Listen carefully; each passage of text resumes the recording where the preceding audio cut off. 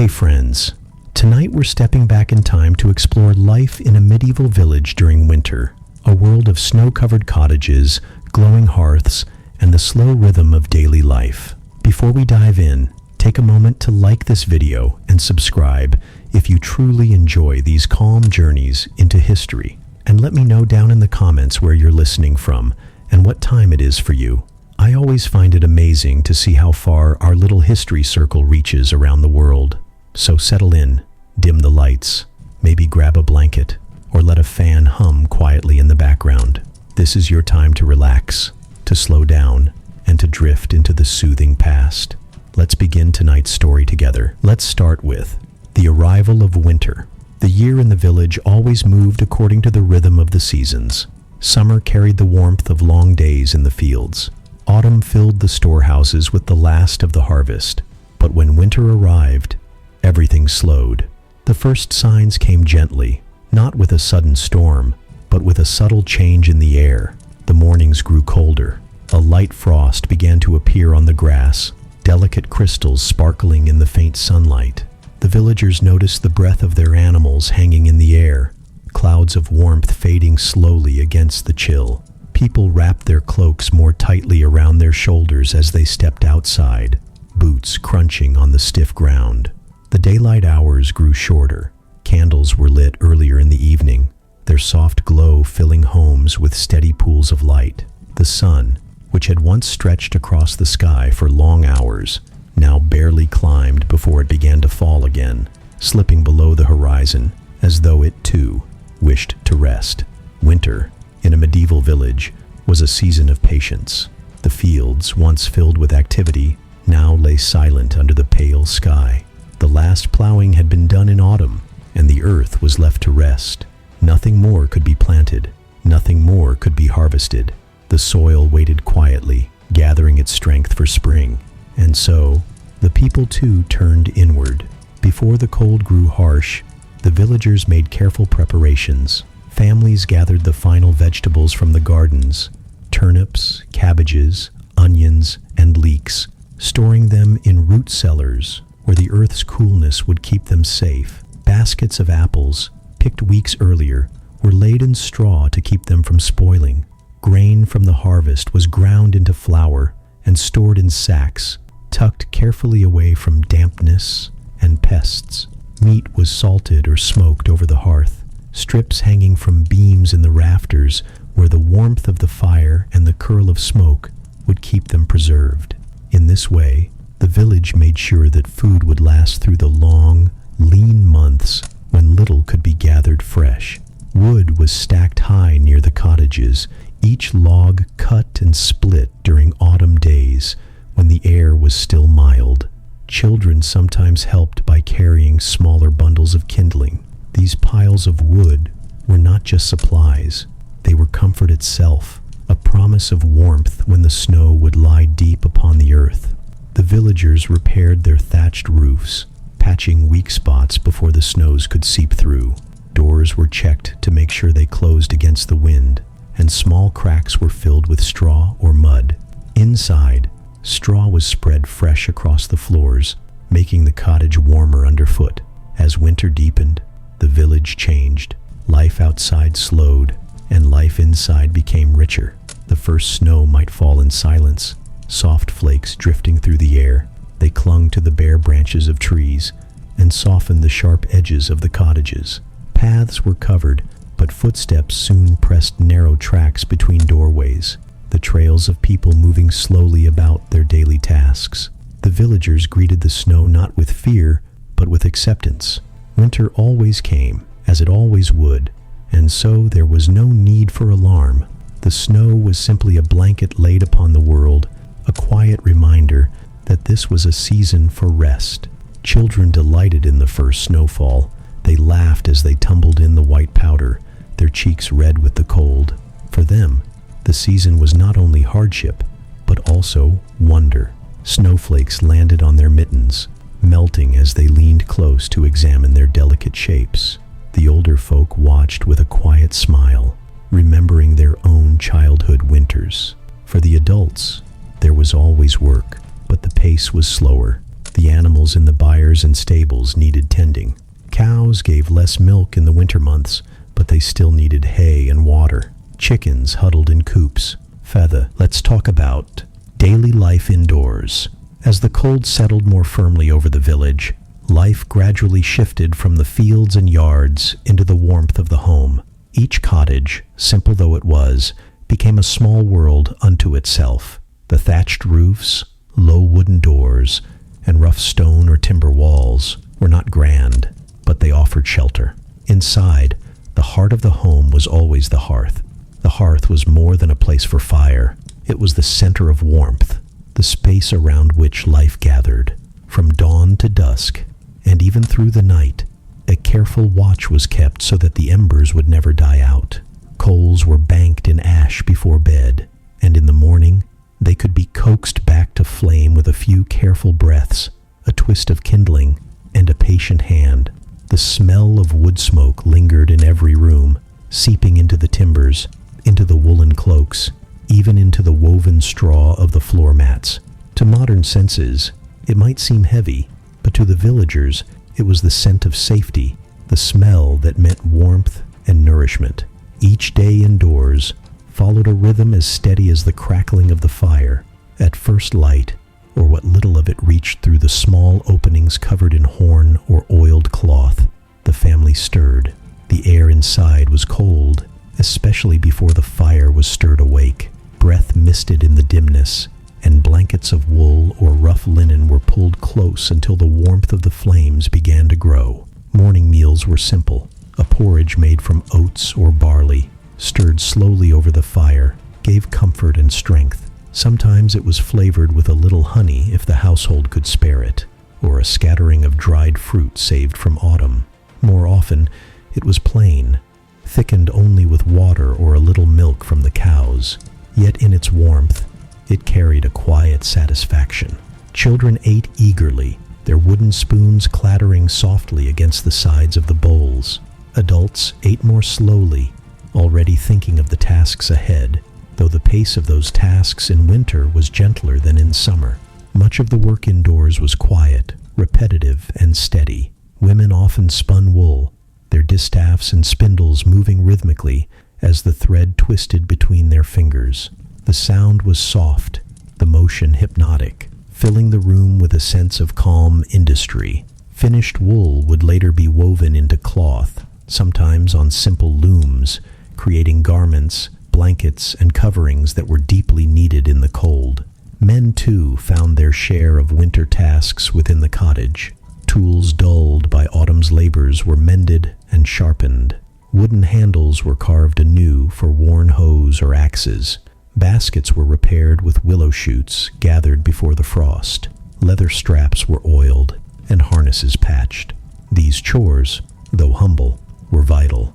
Winter was not wasted time, but a season of preparation, when hands made ready what would be needed again in spring. Children had smaller roles in this quiet rhythm.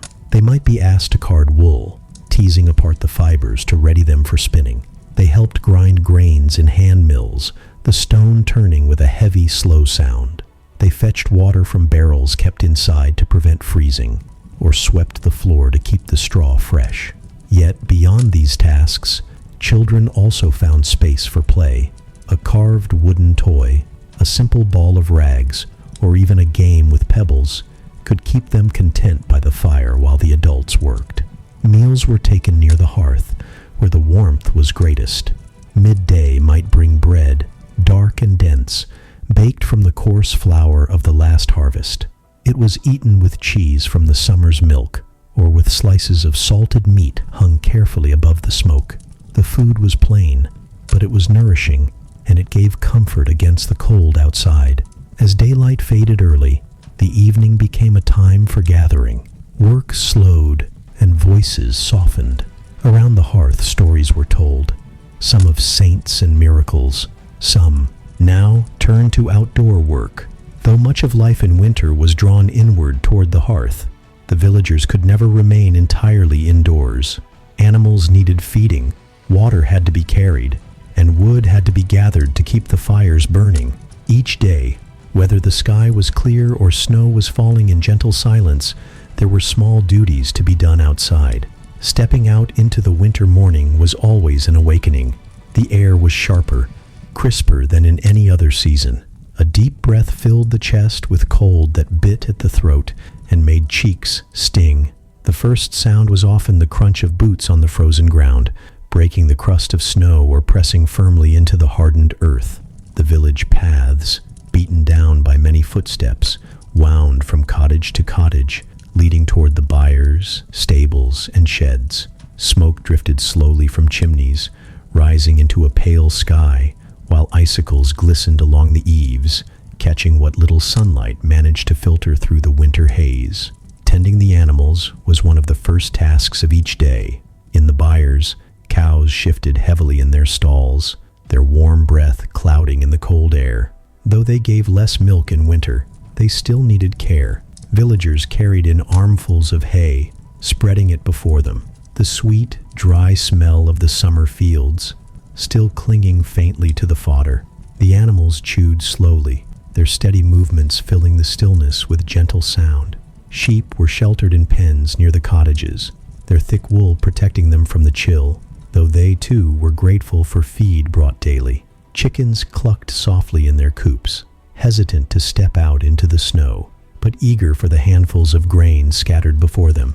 Even the pigs, with their coarse bristles and sturdy bodies, grunted with satisfaction as scraps were tossed into their pens. Fetching water was another daily necessity.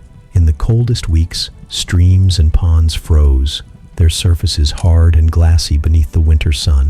Villagers broke the ice with poles or heavy stones, opening a hole from which to scoop water. The sound of ice cracking rang through the air, followed by the splash of buckets being lowered. Carrying the water back to the cottages was steady, patient work. Wooden yokes balanced across shoulders helped ease the weight, while smaller children sometimes carried lighter pails to assist. The cold made every task slower. Fingers numbed quickly, and breath misted in thick clouds. Yet there was also a kind of peace in the work. The world outside was hushed. Fields lay still beneath their white covering. Trees stood bare and unmoving, their branches etched dark against the pale sky. Only the small sounds of life broke the silence. The soft bleat of a sheep, the distant bark of a dog, the rhythmic thud of an axe. Cutting and gathering firewood was one of the most important labors of winter. The hearths could not be left without fuel, and so men walked to the edges of the forest or to coppiced groves where wood had been carefully managed. With axes and saws, they worked steadily, the sharp sound of steel biting into wood carrying across the frozen air. Chips flew, scattering on the snow like pale petals. Once cut, the logs were split with practiced motions, each swing of the axe measured and certain. The halves were stacked neatly, one upon another, forming small towers beside the cottages. Children often gathered smaller branches and kindling, dragging them back in bundles tied with twine or cord. The work was tiring, but it was also satisfying, for each pile of wood was a promise of many warm evenings to come. On some days, when snow fell heavily, the villagers cleared paths between cottages and outbuildings. They used wooden shovels or simply pushed through with their boots, packing the snow down into firm tracks. These paths, narrow but well-worn, connected the whole village, allowing neighbors to reach one another even in the heart of winter. Now turn to social bonds. Though the season often kept villagers close to their hearths, winter was not lived in solitude. Life in the village was always woven together, thread by thread, and even in the coldest months, people found comfort in the bonds of family, neighbors, and community. The village was small, and so every face was familiar. The paths that wound between cottages and barns connected more than buildings. They connected lives. When one family slaughtered a pig, they shared cuts of meat with neighbors, knowing that when another had abundance, the favor would be returned. When firewood grew scarce for one household, a bundle might be left quietly at their door. Winter, in its severity, reminded all that survival was not only about one's own store, but about the kindness that passed between homes. Gatherings often took place in the evenings when the day's work was finished. Sometimes a family would invite neighbors into their cottage, where the fire was stirred to a brighter glow and bowls of broth or mugs of ale were passed around. Conversation was slow and steady, flowing like the flames, sometimes breaking into laughter, sometimes falling into thoughtful silence. Children played together near the fire, their voices rising in gentle bursts of joy.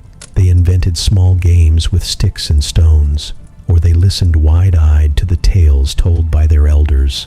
Storytelling was a treasured part of these gatherings. A tale might wander through memories of long winters past, or drift into the realm of legend, where saints performed miracles and distant kings rode across far-off lands. The cadence of the storyteller's voice, unhurried and soft, lulled even the most restless child into stillness. The church was another place where bonds were strengthened. Even in the coldest weather, villagers gathered for worship. The stone building, though chilly, was lit with candles, their flames quivering in the drafts that slipped through the heavy doors. Inside, voices joined together in hymns, the sound rising into the rafters and echoing back down, uniting all in a shared rhythm of faith. Holy days brought special observances. On the feast of St. Nicholas, children might receive small gifts, nuts, apples, or a piece of sweet bread, given not with grandeur, but with quiet joy. At Christmastide, the village joined in celebration, the solemnity of worship balanced with the warmth of feasting. Even in times of scarcity, families found ways to mark the day, setting aside a little of their best to share. The midwinter season carried traditions that stretched back further still. Evergreen branches, gathered from the nearby woods, were brought indoors, their green a reminder of life even in the heart of winter. Fires were tended carefully on the longest night, symbolizing the light that endured even as the darkness lingered. These customs, woven from faith and memory, gave a rhythm to the season, reassuring villagers that winter was not endless, that the cycle of the year always turned. The great hall, if the village possessed one, became a center for larger gatherings. Here, on certain evenings, families came together for shared meals. Long tables were set with trenchers of bread, bowls of pottage, and jugs of ale. The hall rang with conversation, the hum of voices blending with the crackle of the great fire at its center. On such nights, even those who lived at the edges of the village felt their belonging, drawn into the circle of warmth and fellowship. Winter also brought quiet acts of care. If a villager fell ill, neighbors came to tend the fire, bring food, or fetch water. If a roof leaked, hands arrived to mend it, even in the biting cold. No one was left to face the season entirely alone. The knowledge that help would come, that others would step in when needed, gave a deep sense of reassurance. The bonds of winter were not always solemn. There was room, too, for laughter. Children, after finishing their chores, play. In this way, winter was not only a time of cold and stillness, it was also a season of closeness. Families drew nearer to one another. Neighbors leaned more gently on each other's strength. The village became a circle of warmth, set against the quiet vastness of the snow-covered world. Now turn to time, the slow passing of days. As the weeks moved gently through the season, winter settled more deeply over the village. Snow came and went in quiet cycles. Sometimes it drifted down in soft flakes, covering the ground with a fresh blanket that sparkled under the pale sun. At other times, the air was still and clear, the fields lying silent beneath a crust of ice. Each day seemed slower than the one before, stretching calmly across the long season. For the villagers, time in winter was not measured by great events, but by the rhythm of small, steady moments, the feeding of animals, the carrying of water, the tending of the fire. These tasks returned each morning and evening, marking the passage of the days more surely than the faint light of the sun. The village paths grew familiar in their winter form. Footsteps pressed narrow trails between cottages and barns, frozen into firm tracks that held the shape of every passerby. Children's lighter steps mixed with the deeper prints of boots, and dogs left their smaller marks alongside. Each new fall of snow softened the paths, only for them to be pressed down again, a gentle record of village life, written and rewritten across the season. Children found joy in the slow days. They played in the snowbanks, rolling great balls to build figures, their laughter rising in the cold air. They slid across frozen puddles, arms outstretched for balance, or tossed handfuls of powder that sparkled briefly before settling back to the earth.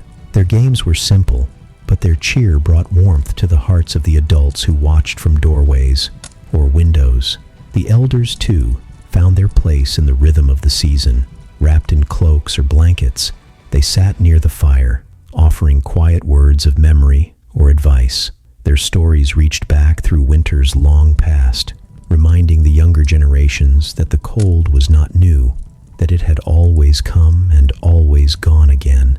Their voices were steady, their presence reassuring, like the slow ticking of a clock that marked the passage of years.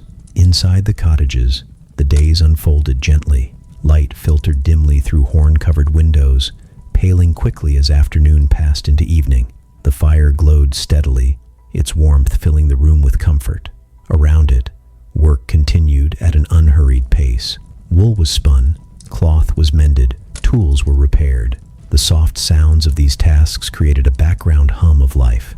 Never hurried, always steady. Meals punctuated the day, simple but comforting. A pot of stew simmered for hours, its flavors mingling slowly until the whole room carried its scent. Bread was sliced and shared, each piece filling the stomach with warmth. On special days, a little honey or dried fruit was added, small touches of sweetness that brightened the meal. Evenings were the calmest hours of all. Families gathered together in the glow of the hearth. Shadows danced on the walls, cast by the flames, and the room filled with the quiet music of crackling wood. Stories were told, prayers recited, songs sometimes sung in low voices. Children drifted to sleep, their heads resting against a parent's shoulder or nestled beneath a blanket, lulled by the gentle rhythm of familiar voices. Outside, the nights were deep and still. Snow covered the fields, muting every sound. Only the bark of a dog or the hoot of an owl broke the silence. The moon cast its silver light across the village, making every rooftop and tree branch shimmer as though dusted with stars. Those who stepped outside for a moment, perhaps to fetch wood or check on the animals, paused to breathe in the vastness of it all, the quiet beauty of the winter night, stretching endlessly beneath the sky. The days passed in this way, unhurried, repeating, each much like the last, yet within their sameness there was comfort.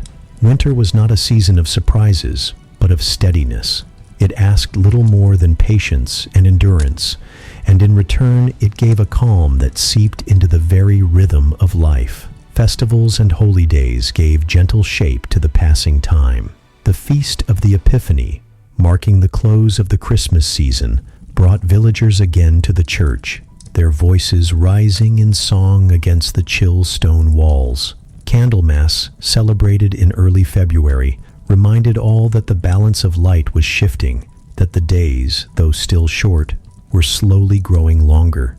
These occasions broke the stillness not with noise or frenzy, but with quiet reassurance, marking the slow turning of the year. By midwinter, villagers often felt the weight of the season. Supplies had been carefully stored, but each passing week drew upon them. Grain sacks grew lighter, the root cellars emptier. Yet this too was part of the cycle, understood and expected. Families measured their stores carefully, stretching what they had, sharing when needed, always trusting that spring would return in time. The slow passing of days in winter taught patience. It reminded the villagers that not all times were for striving and labor. Some were for resting, for waiting, for moving gently through the weeks. The earth itself rested under its snowy cover, and so the people too found rest where they could. And as the fire burned steadily each night, as the snow lay quiet on the fields, as the stars shone sharp above, the villagers moved calmly through the season, step by step, day by day, carried forward by the slow, gentle passing of winter's time. Let's talk about signs of spring-winter never vanished in a single moment. It softened slowly, easing its grip on the village, a little at a time. At first, the changes were so subtle that only the most attentive noticed them. The sun lingered a little longer in the sky, and the shadows stretched differently across the snow. The mornings, though still cold, carried a faint promise in the air, a feeling that the deep silence of the season was gently beginning to lift. The villagers marked these changes carefully. They had lived enough winters to recognize the signs.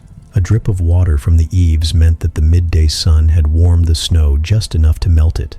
A bird's call, sharp and unexpected, carried across the frosty fields. Children, running along the paths, noticed patches of dark earth peeking through the white small openings where the frozen ground was beginning to breathe again. The animals, too, seemed to sense the change. Cows shifted more eagerly in their stalls, lifting their heads toward the light. Chickens ventured out more often from their coops, scratching at the ground even where snow still lingered. Sheep bleated more frequently, restless in their pens. These small movements reminded the villagers that life was waiting, ready to stir as soon as the season allowed. Work began to take on a different rhythm. Though the fields were not yet ready, tools were checked again, plans quietly laid. The plows, sharpened during the long evenings by the hearth, stood ready near the barns. Sacks of seed were inspected, their contents a promise of new life. The villagers knew they would soon move from waiting to working, and though they did not rush the days, they welcomed the thought of change. The snow softened further with each passing week. Where once the paths were firm and frozen, they became wet and slushy, boots sinking into the melt. Streams that had been locked in ice began to run again, their gentle trickle filling the air with a sound not heard for many weeks. The water was cold and clear, carrying with it the memory of the hills and the promise of renewal. Children played in the thaw, splashing in puddles, their laughter rising against the dripping eaves. Their cheeks were flushed, their cloaks damp, but their joy was bright, a reflection of the season's slow awakening. Adults, watching them, felt the same stirrings of gladness, though expressed in quieter ways. A longer gaze at the horizon, a softer smile at the warmth of the sun. Festivals marked the turning of the season. At Candlemas, celebrated in early February, villagers lit candles in the church, their flames shining with the hope of longer days ahead. The prayers spoken were filled with gratitude, not only for what was coming, but for the endurance that had carried them through the darkest months. The warmth of the candles, flickering against the stone walls, seemed to mirror the growing light outside, a reminder that spring always followed winter, as surely as morning followed night. The elders spoke of balance, the balance of cold and warmth, dark and light, rest and labor. Winter had given its stillness, and now spring would bring its movement. The younger villagers listened with quiet respect, knowing that each year carried this lesson anew, written in the rhythm of the earth itself.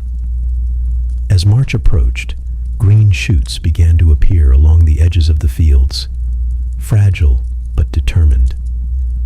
Snow still fell on some days, but it melted more quickly now, unable to hold its place against the lengthening hours of daylight. The air was filled with the smell of damp soil, rich and earthy, stirring memories of plowing and planting. The people of the village moved gently into this new season, not with sudden haste, but with calm readiness. Tools were carried out, fields walked over, animals led into the pale sunlight to stretch their legs. Plans for sowing were spoken of quietly around the hearth, but they carried a lightness, a note of anticipation that had been absent through the long winter nights. Gratitude filled the hearts of many. They had endured the cold, the short days, the quiet hardships of the season. They had shared food, warmth, and company. Now, with the earth waking again, they could look back with a sense of quiet accomplishment. Winter had tested them, as it always did, but they had met it with patience and steadiness. Evenings by the fire took a slightly different air. The flames still glowed, the voices still murmured, but now there was talk of planting, of lambing, of the work that lay ahead. The fire was no longer only a refuge from the cold, it was a companion to the planning of brighter days. The children listened with interest, their games shifting from snow to soil, imagining the fields alive once more. Outside, the stars still shone sharply, but the nights felt shorter, the dawn quicker to come. The owls still called in the darkness, but their songs were soon joined by other birds, their voices carrying through the fresh morning air. Each sound, each sight, each scent spoke softly of change. Spring was not fully here, not yet. There were still frosts, still mornings when breath clouded in the air, still evenings when snow dusted the rooftops. But the season had turned. The promise was sure. The villagers felt it in their bones, in the soil beneath their boots, in the light that lingered just a little longer each day. And so, as the last snows melted, the village stirred gently from its winter rest. The fires continued to burn.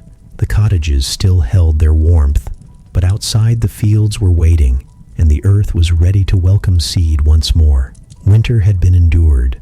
Spring was approaching, and with it came the quiet reassurance that life always returned, steady and sure, as it had countless times before. The villagers, bound together by patience and by care, stepped calmly into the turning of the year, grateful for the season that had passed, and hopeful for the one now unfolding before them.